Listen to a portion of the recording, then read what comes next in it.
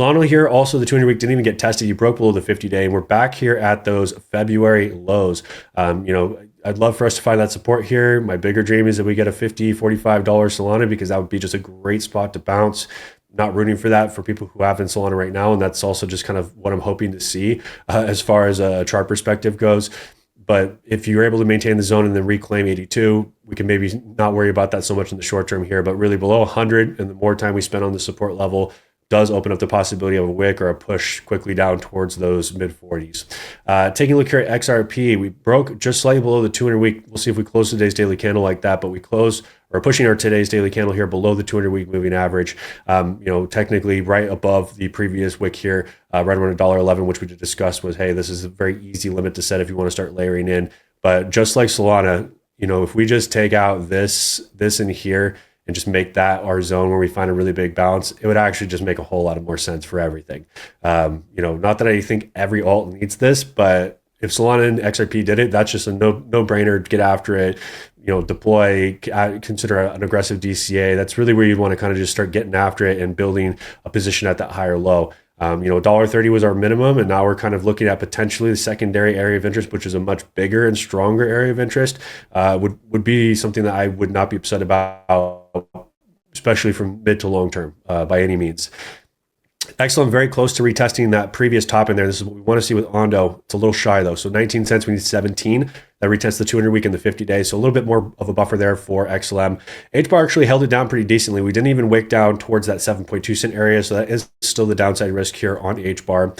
Taking a peek here at Zcash, down 13% of the day, so it's just very volatile in here, and I'm not surprised. This was a huge push in here. That's very distributive, right? Let's not pretend that this is not distributive, although this could be some sort of flag in here. I think that seeing Zcash wick down with some of this other gaps that we see here, down to 460 or 400 ideally, is not a crazy expectation, especially given that this is looking a little toppy here. This top wouldn't matter so much. It would look more consolidative and sideways consolidation if it was happening down here on top of these previous highs instead of up in this lofty area.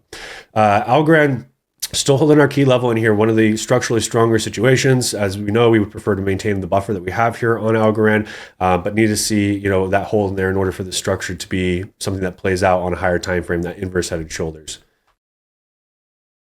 All right, it's happening, right? I think pretty much coming for 15 cents here on Cardano. It's something I prepared you guys for quite a while. You have that previous top here from 2020 around current market, but really the bigger, more serious top here from July of 2020 where you saw that huge knockback is that more preferred area of interest. You already stationed this down here, so that's at least a little cleaner, not a bigger area of concern, but because you're just kind of hovering in no man's land right now, this is that magnet if market makers are going to keep yanking price down here on Cardano. So that's what I'd be expecting here. You get a break quickly back over 23 cents. Cool. We'll have that conversation. But the next viable situation from where we are currently with this current trajectory is that 14, 15 cent pocket. HNT down 9-10% today. So almost here at these previous all-time lows, kind of what near looked like when we looked at that schematic the other day. So again, just DCA here, guys, if this is something that you still feel strongly about. I think that the fundamental use case is there. I personally think the news that we got recently, just a couple of days ago, about Noble Mobile picking up helium, that's only more capital that comes into the market, right? And that's good for, marketing and visibility and all those things. So, I think it's a DCA here. Some of you guys are sick and tired of it. You guys are not obligated to add to things that you guys don't feel good about anymore, but try to focus on some of the opportunities like we have focused on that, sometimes don't look so great, sometimes don't have the best short-term picture, but, have long-term for the most part proven us some decent profits, right? Taking a look here at ONDO. So the 50-day moving average in there, holding nicely as support right now. Really want to see that break back into 30 cents. Haven't seen it yet. Want to see it. Let's just get it over with. APA3 wick down to those previous lows in there. We're definitely in uncharted territory, so I'd recommend just doing the DCA here or wait for the break back over 40 cents, some clean candle body closes, and then we can set you up with some limit-based opportunity there. Casper setting fresh new lows in here also. Just really not much I can say about it, guys. I feel awful when I see the small caps do what they're doing in here.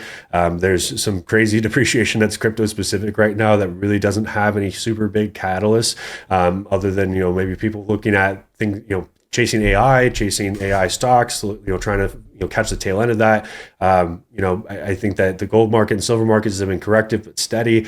It's just very weird that you're seeing this intense impact on crypto that isn't relevant or isn't present in other markets right now. So, if you guys take your foot off the gas for a little bit on these and you want to see a little bit more confirmation, you're not a villain for that. Okay. It's okay if you guys want to focus on things that you are more passionate about, other bags that you want to build up, still keep these types of, higher risk, high reward opportunities in your portfolio. It's up to you guys, but, don't feel like you guys have to spend every dollar in these projects if you guys have other things you want to bolster or buy more of. VeChain is very close to that previous zone that we discussed, 0.005, still working its way down there. Nothing to discuss till we get down there. VELO's holding okay in here above the 50-day. If we were to get a reversal for the whole market, this would be a great spot for it to do it. Otherwise, we are looking at the previous lows that we saw, nice bottoms in February as well as mid-April. SUSHI here had a pretty crazy day. You look at the 12-hour here. It's been a really, really volatile set of candles, try to break over the 50-day, unable to reclaim. Came back down to those previous lows in here, found a nice strong reaction. So as more alts potentially do this is the reaction I want to see out of here. Obviously more conviction candles above, but I want to keep seeing that strong interaction with that level as we see those bounces on it, not these weak tests. And then taking a look here at Filecoin, we still haven't broken below the head here, so this technically is still a valid structure. It would just look a lot cleaner if we got quickly back above 90 cents and 95 cents. That would be in a much stronger spot that would be more liquid and more stable, and want to see a little bit of stabilization in there. So I know it's ugly out there, guys, right? I know it's also just probably a shitty feeling watching the stock market and everything else do really well and crypto be one of the things that's just not performing well in this season. But I don't really try to extract my sentiment and analysis just from whatever everyone else is saying or watching every other analyst video and then hoping that is like a most comfortable enough narrative.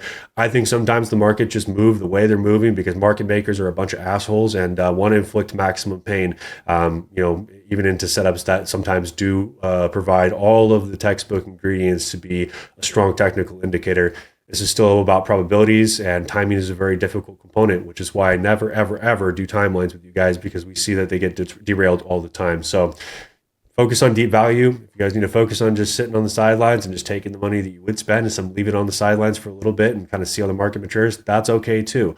I just try to give you guys all the insights that you guys could possibly need to let you guys know how to approach the opportunities if you want to approach them, general balancing, making sure you guys are managing risk with multiple TPs, all that good stuff.